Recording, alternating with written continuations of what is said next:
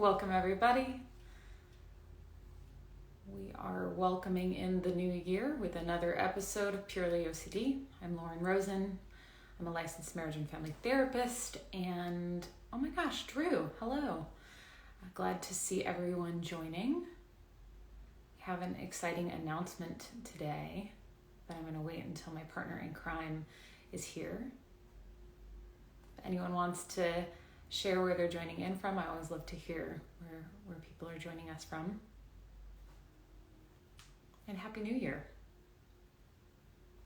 2022, man. I can't believe it's here.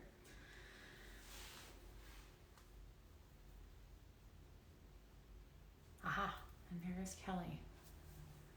See? Oh, welcome from London.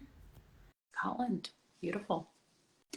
Yes, I do take clients, although I do have a wait list at the moment, and not so sunny New York, Canada, and there's my friend. Hello. Hi.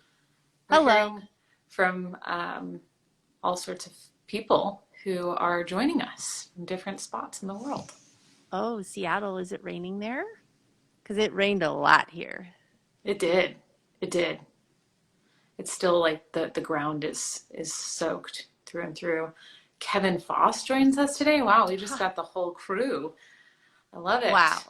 Wow. Kay Foss is here. Kay Foss, everybody. Drop the mic. Bam. Yeah, go check out Fearcast podcast.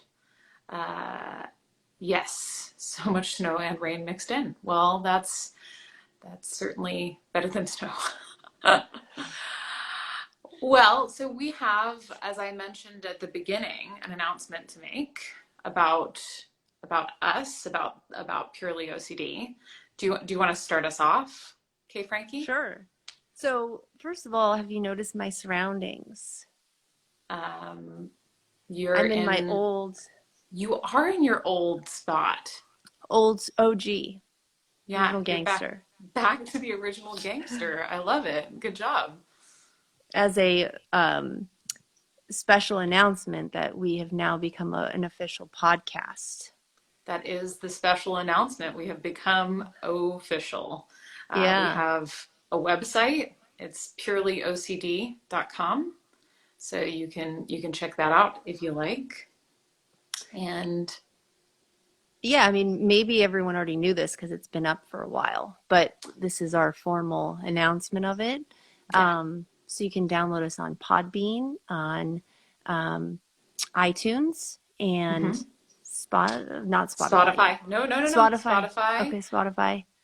Google Podcasts. Yeah, I think we did it. Thank you for the congratulations. That is very nice. So we're up there. If you, obviously those of you guys who are viewing us live, you may prefer to view us in this way, but if you're interested in listening to us rather than viewing us and hearing past episodes, you can check them out on any of those podcast platforms, and we'll be releasing a little teaser that I cut together a little later today. So yeah, it's a very good teaser. We've been waiting months to do this, to tell you guys.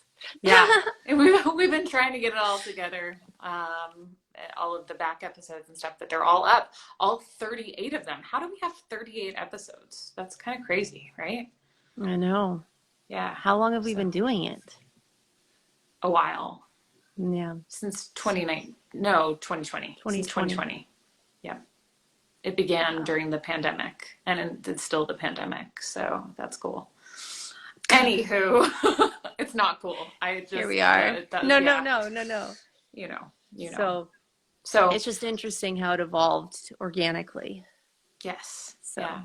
So okay. We're really grateful to get to share this with more people. And if you enjoy it and don't mind leaving us a note on the podcast apps of your choice, that would be great, just because we want to reach as many people as we can and spread awareness. Yeah, because not everybody, has Instagram, but, maybe they, and how long are the episodes? They vary. It's the same as these, right? We're just taking the audio and slapping them in there. So they vary from 30 minutes to an hour. So, yeah. That's about right. Yep. So shall we introduce our So, topic of the day? yeah, so our topic on this lovely day of January 3rd, 2022 is New Year's and all the anxiety it brings. Mhm. Yes, you can make suggestions on the We topics, on welcome any topic. suggestions. Yeah, absolutely. So, Yeah, so yes. So so OCD in the new year. OCD in the new year. It's still here. It is, and the existential type OCD stuff, right? Which is, Mhm. oh, it's a brand new year and I have to make it right and I have to do it perfectly.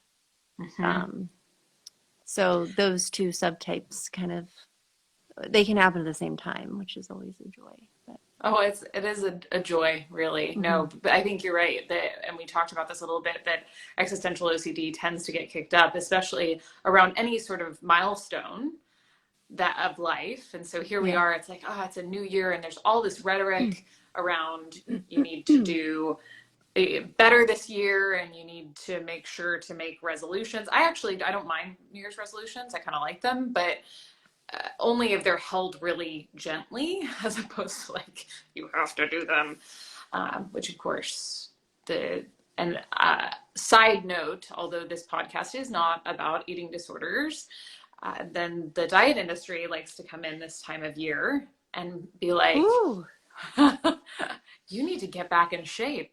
And to which yeah. I say, Yeah. A huge raspberry to a you. huge raspberry to you, diet industry. You can bite me. So there's a lot of pressure. As somebody was saying that, it's hard to necessarily reply to all of the comments in the feed as they go by. But yes, the pressure that comes with this time of year and being your best self is kind of intense. I mean, yeah, it's really intense.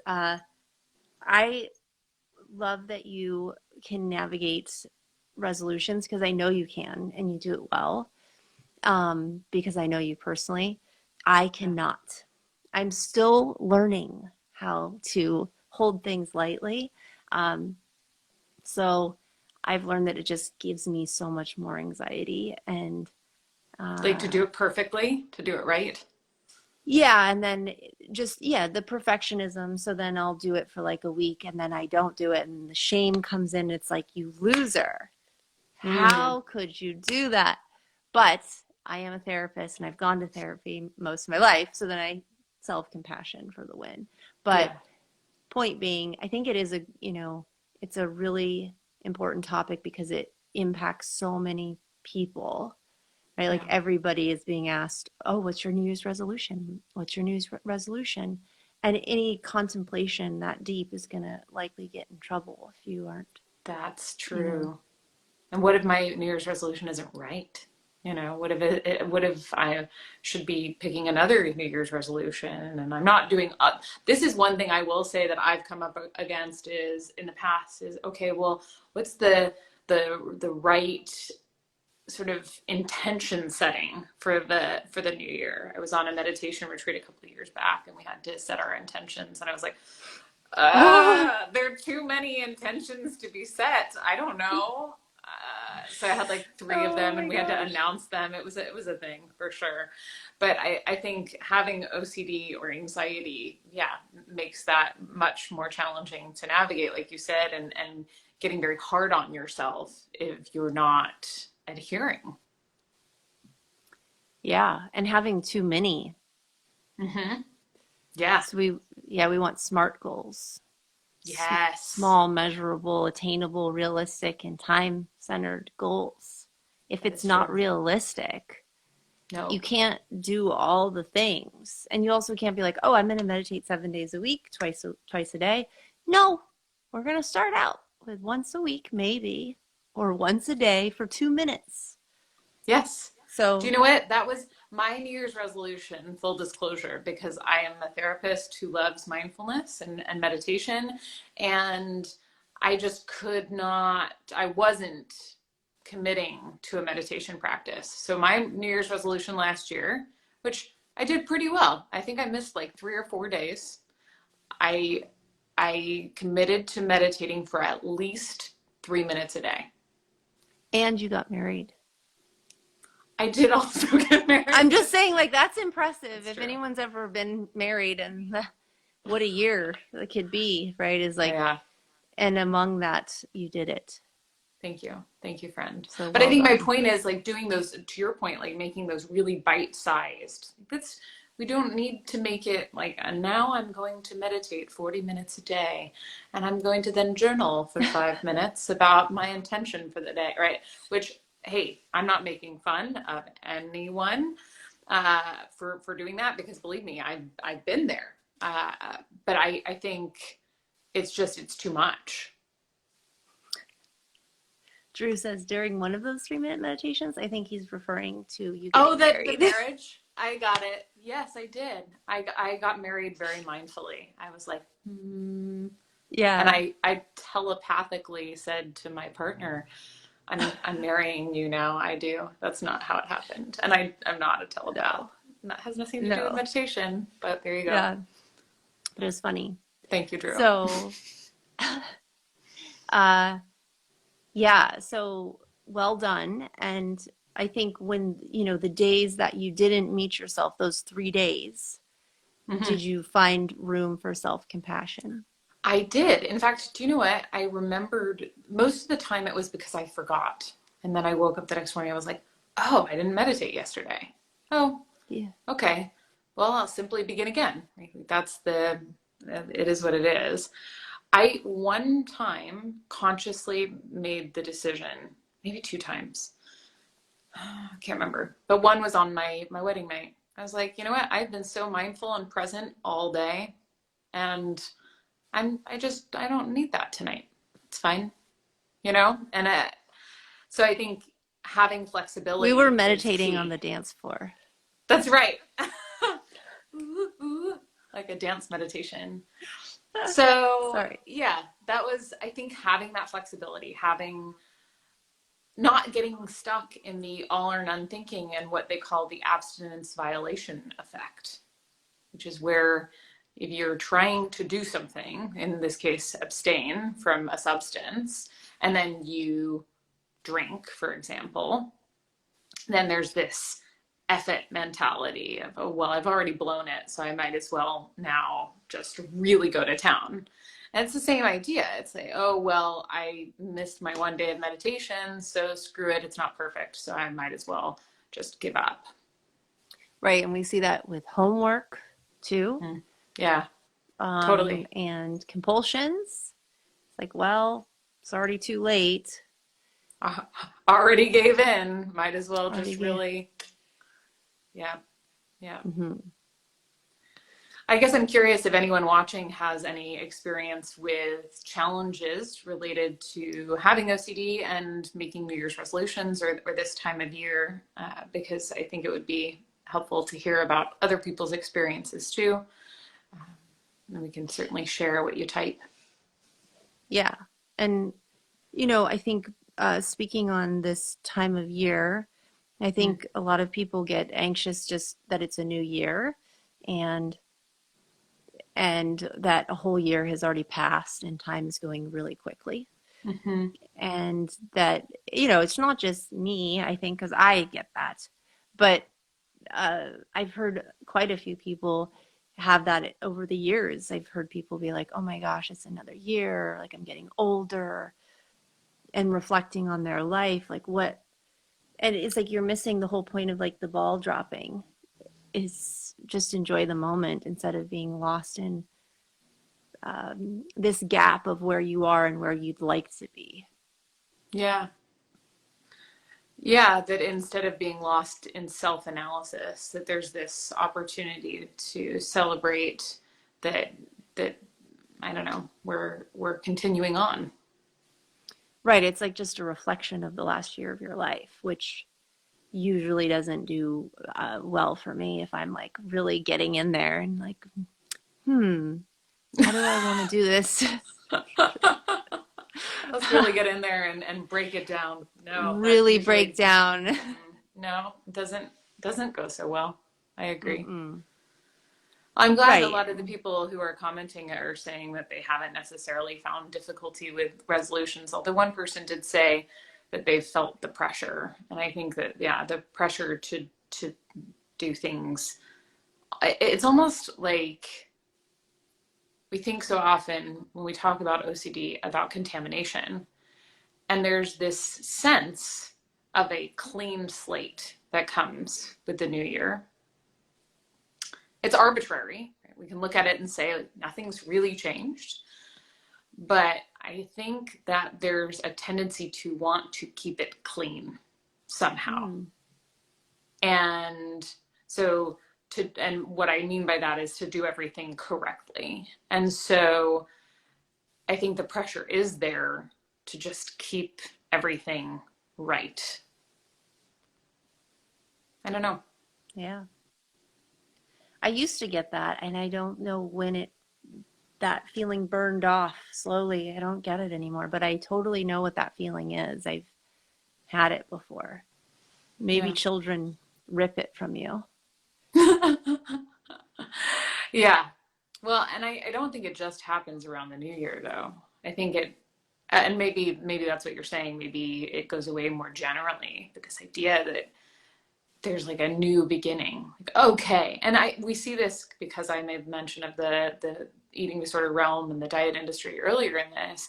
We see this when it comes to dieting too. It's like, oh, Hmm. it's a brand new fresh slate tomorrow. Tomorrow Right. I'm gonna start this resolution instead of intermixing and having. It's funny because I talk about living a contaminated life a lot with my clients, is like emotionally or whatever, thought wise, that you're going to have a life that is impacted by OCD and letting that happen instead of trying to resist it. And likewise, the antidote when it comes to eating disorders is to um, it's to allow for all foods to be on the table, so to speak. And so in some ways that's contaminating, right? Like because we often put things into clean versus unhealthy bad foods.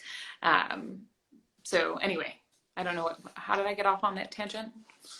No, On the you're rails. right. I think that it really does, it hits, I think, in, you know, mental disorder realm, it's going to hit them the hardest, that population, Yeah. right? Of like, Yeah. yeah, that and, anxiety, just that anxiety Yeah. alcove. I don't know what the word is. The anxiety alcove. What a lovely Annex. place. The anxiety annex. Oh boy. Oh Oh boy. boy. Right, like substance use stuff, right? Like, all of it is just right. We're gonna start fresh, Yeah. but you can start fresh any day, Any right? Like, moment. and I think using values is a way to kind of guide how you want to do it. I think generally people will just sometimes say things like, "Oh, I just want to do this," instead of going, "Well, maybe that's not really lined up with what I truly value, and that's the most important pressing thing in my life," right? Like for me, practicing gratitude has always been a huge part of my life and has helped me in a lot of ways become more mindful. Yeah. Um, but that's kind of where my head's at, and it's always there. It's not like Yeah. today or on the first. It's like when I fall off and I see myself kind of going off of the rails with gratitude practice, I go, let's come back to gratitude and let's do this to make sure that we're actually implementing it. Let's take measurable Yeah. steps to do it so that you do see it through. That's such a good point, is that instead of making it an edict of, okay, well, now I'm going to be grateful forever, which I agree, gratitude is awesome, big part of my Yes. life as well, that instead of making it about, now I have to be grateful all the time, that we see it as a practice. We see it as how can we implement our values ongoing. And so whether that's gratitude, self-compassion, um, I don't know, being more mindful, etc., that if we look at them as practices that we will invariably do imperfectly, then we're not necessarily going to fall victim to the problem of all or none Right. thinking. Yeah. Yeah. I feel maybe you've been sort of bringing us back to this, and I keep sort of veering us off, but the question of existentially, what the new year does is a really important one. And I guess, yeah, does anyone who's watching have any experience with this, thoughts about this? Do you have any other thoughts about the fear? Because I think it actually goes beyond OCD. And for people with this subtype of OCD, it's even more pernicious. Right. Like, who am I? What am I doing with my life? How do I want to spend my time? Mm-hmm. Um, it's just a vortex of demons and anxiety. I don't know. Yeah. I don't Well, know. because again, it's perfect, right? Like you have to figure out perfectly, absolutely what you're supposed to do with your life, and it has to be the right thing. If it's not a problem to reflect on what you want to do, but Right. It's just that feeling of just like you the ground falling, groundlessness, I yeah. guess. Well, somebody just mentioned the idea of core fears, which I think is really important because as we talk about regularly on this podcast, it's not about the content. It's about that underlying falling feeling, right? that Mm-hmm. that things are unglued a little bit. Um, and and yeah, actually Dr. Michael Greenberg talks about a core fear, singular, which is that I'm going to feel this way forever. And that could be argued, I suppose, but I do think that it does tend to boil down to that. Yeah, I think that is probably accurate.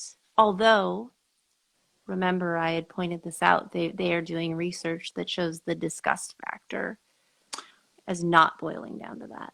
That's so right. Yes. Yeah. Thanks for bringing it back. Yeah. Mm-hmm. Mm-hmm. But I definitely have clients where disgust is involved and they also, have the core fear of what if this feeling never goes away? Yeah. Yeah. Refresh me on the research. What is the other boil Just that down? it's like its own, it doesn't necessarily, it's a feeling, it's like a visceral response. It's not anxiety. It's Yeah. its own feeling, disgust. And Right. sometimes there's no thought process with it. It's just this feeling, I guess. Yeah. I don't Hmm. know. I'd have to look into it again and see the details, but Very interesting. yeah.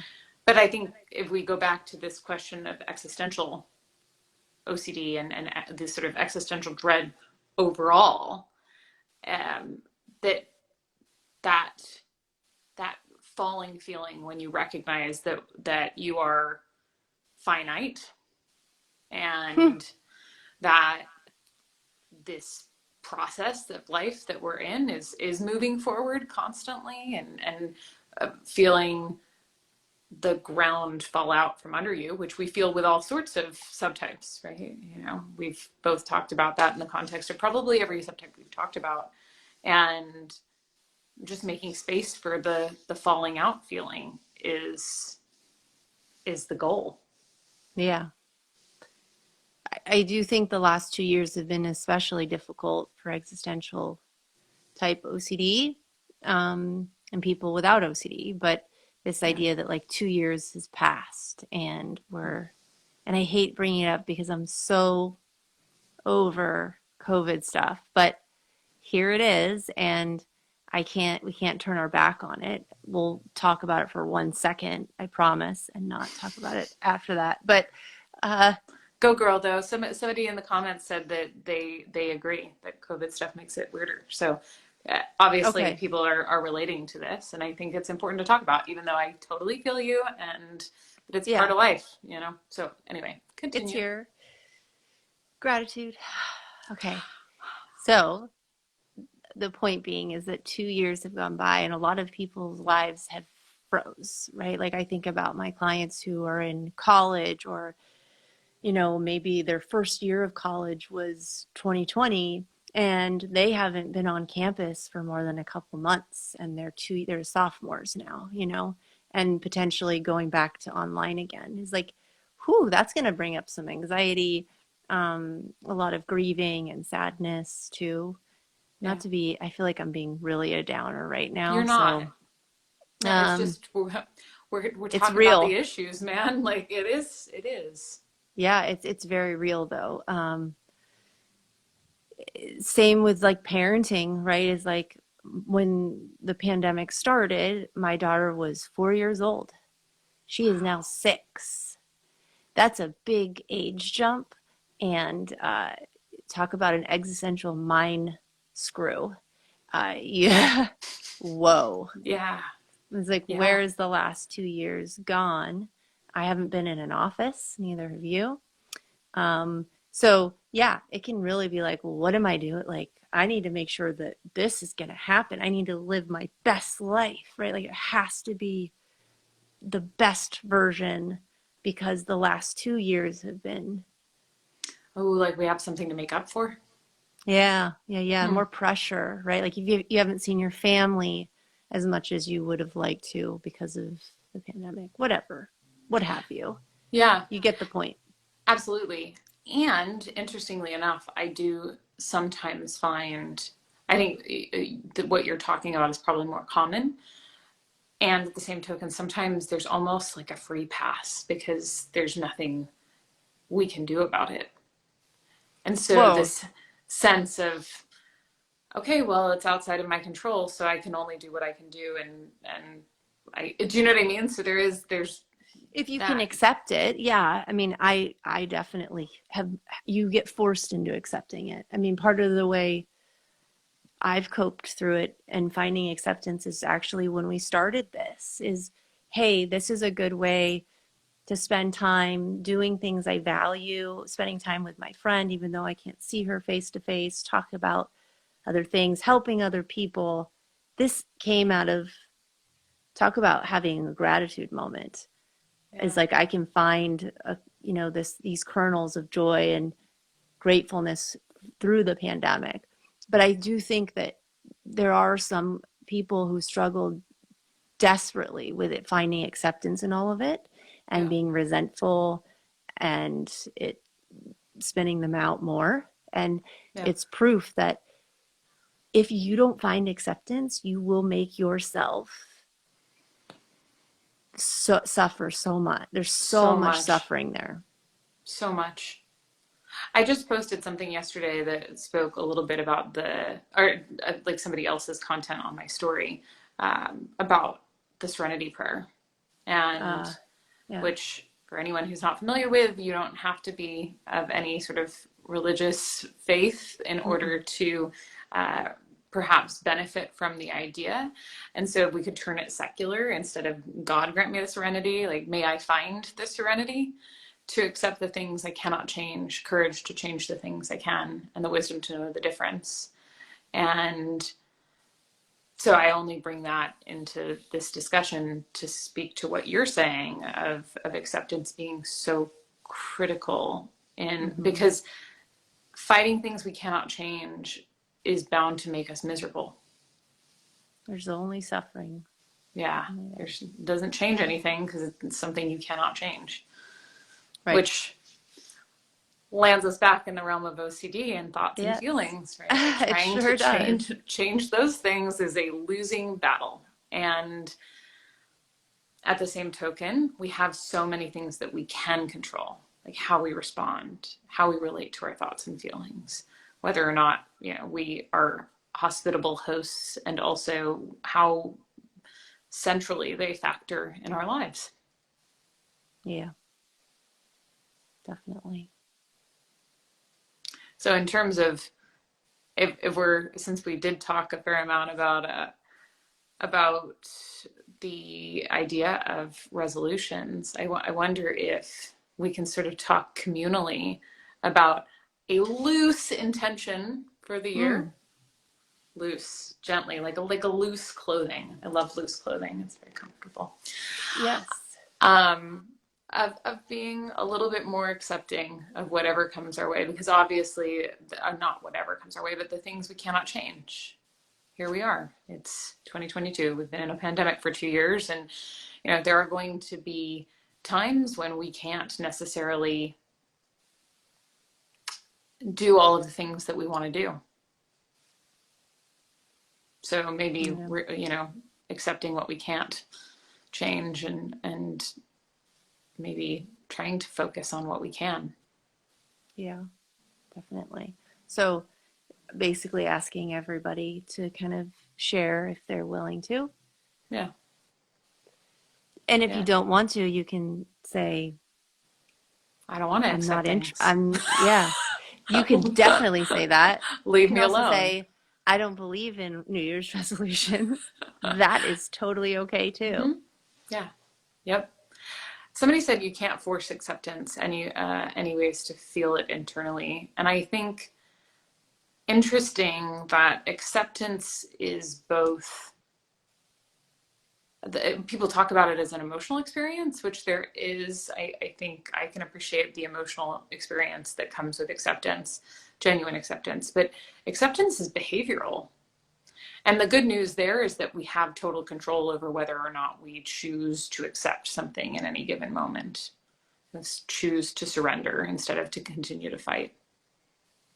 Right. And I mean, conceptually, the acceptance is very easily understood, right? Like we get the concept and we can explain it pretty clearly to people, but to then implement it, and then it's the willingness, right? Am I willing to accept this thing? Am I willing to?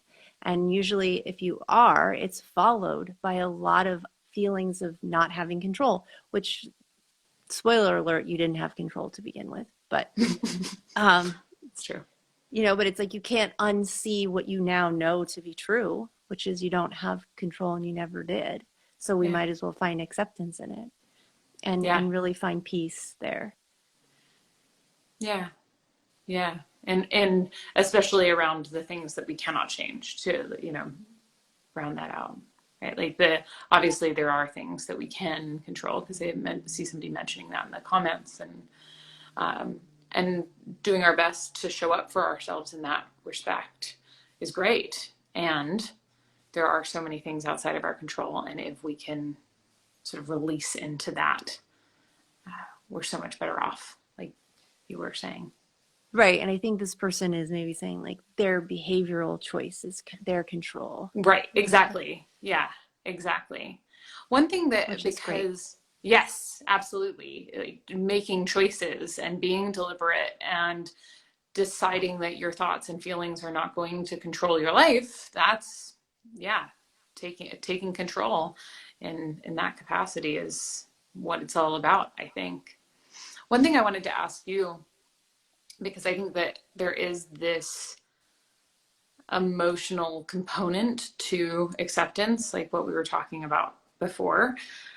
And sometimes it's helpful from my vantage point to think of like images or words even that elicit this emotional experience of acceptance. So, are you there? Sorry, someone called. They interrupted. How rude. That's how rude. But I was saying that sometimes words or images can support in this willingness to be with whatever it is, to accept that it is how it is. So, for instance, there's this beautiful sculpture. I think her name is Paige Hulse, the artist, and it's a woman who's actually nude and sitting in the lotus position, and it has a feel of kintsugi, the art where they drop pottery and then they glue it back together with gold. And so basically the statue has been broken and then pieced back together, and there's a light emanating from inside her. And for me, that's what I know the one, acceptance, you know Lauren. what yeah, of course you do, because I'm sure I've sent it to you. But I think Yes. that feeling of just like, oh, right? Like watching it pour out of you. And to sort of key into the, okay, here I am. I surrender. I accept. This is what it is. I'm not going to try and fight it anymore. So that, or even the words like release or soften or Surrender. relax into or surrender, that keying into the experience of acceptance from some sort of an emotional side can be helpful. It's not always necessarily going to be accessible to you, but it's certainly one way in. Yeah, I think if we're looking at it like physically, um, there's research that shows that if you put your shoulders back and you Mm-hmm. open your body up, and in DBT they'd say like willing hands, they call it, right? Like willing hands, which a lot of people are opposed to, and they feel really resentful, just like they would with half smiling techniques. But it's actually proven that those things can help facilitate acceptance, right? They can physically send signs back, like messages to your brain saying, okay, like this is okay. We're Yeah. okay. We're not, Yeah. this is probably a false alarm. Yeah. So, yeah, for The sort of sure. biofeedback. Yeah. And that, yeah. Yes, Yeah. yes. And Yeah. meditating too with hands open, right? Palms up, Yep. and embracing whatever emotion and thoughts come your way, whether they're uncomfortable or not, is like willing to stay there in that position. Yeah. Receptive. So, yeah. Yeah. And sort of adding to that, I saw actually somebody post about this. I can't think of his name, Corey Muscara. There it is. Earlier today, like that reflected back on something that I read about in Radical Acceptance by Tara Brach. This idea of, and this too. So that whenever Mm. something comes up, it's just, oh, and this too. Right? This is what's happening now. And it's not that you have to like it, or even, that you're saying it's going to be like this forever, but just that's another way in, right? Yeah. And this too, this is happening. Yeah. Okay. Yeah. Not the, of course this is happening. Right. Which also has its place though, in a playful Oh, sense of totally. like, oh, Hey, you're, of course this was here. Because I'm of sure we have course. said that a lot. I imagine we have. We've said it to each other a lot, that's for sure. Yeah. So, Any okay. other thoughts? I think we're kind of winding down on this topic. Any questions from people before we bid you an adieu? And as a reminder, you can find this on all the podcast apps we had mentioned earlier. Yes. So Podbean and Apple, Spotify, iTunes, whatever podcasts, and Google Podcasts, and YouTube also, which we've been on YouTube for a good long while now, but you can find us on all of them. So somebody did ask a question about existential OCD, and yes, it can certainly cover the fear of death, or yes. like what happens after we die. That's actually how my OCD first came and introduced itself to me when I was 6 or 7. It's like, Right. oh, did you Have you consider ever that you're thought that it's just dark? Yeah. Or maybe it's not. Maybe you won't like that. Yes. So yes, Yeah. existential OCD. It's also about things like the nature of reality. So what if we're living in the Matrix, for instance, which I watched the new one, by the way. Oh, is it good? Yeah, it was good. It was good. So that it can also just involve like, am I living my life right?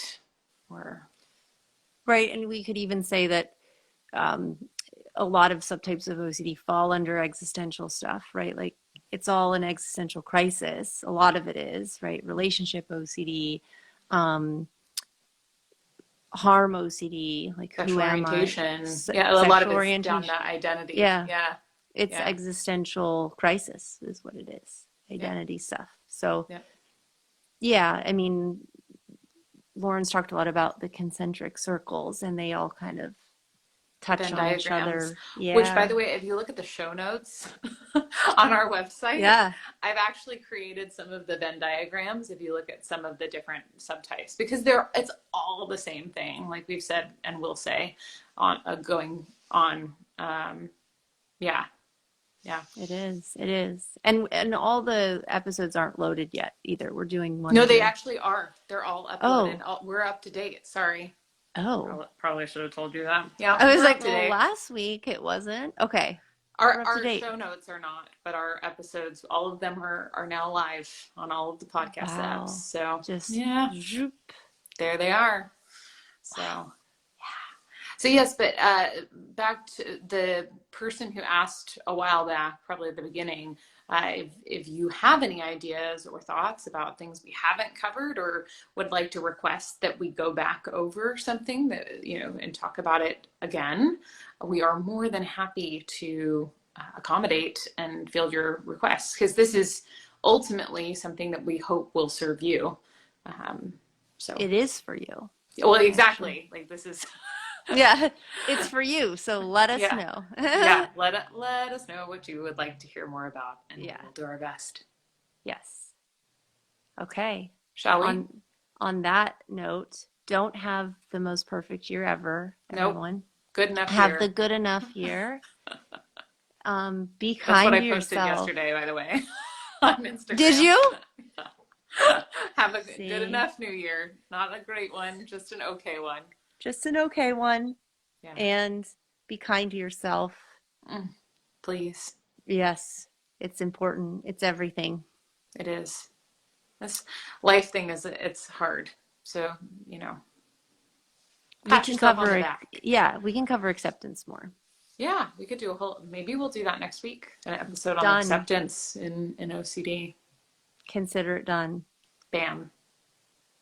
All right. Goodbye, dear. Thank Goodbye. you for everything. And thank you all for joining us. We hope Yes. to see you next week. Yes. All right. See you then. Bye-bye. Bye.